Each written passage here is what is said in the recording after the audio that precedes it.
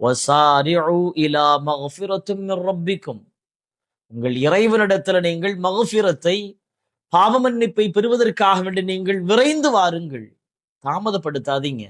பாவம் செஞ்சுட்டோம், தவறு செஞ்சுட்டோம் என்று கவனக்குறைவாக அல்லது அலட்சியமாக நீங்கள் என்ன செய்து விட வேண்டாம், இருந்து விட வேண்டாம்.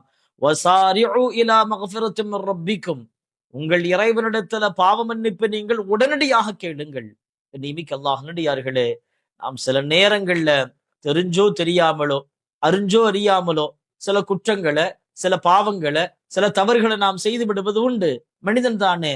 ஆனால் அந்த செய்த பாவங்களுக்கு உடனடியாக, விரைவாக அல்லாஹ்விடத்துல நாம் தௌபா செய்து விட வேண்டும்.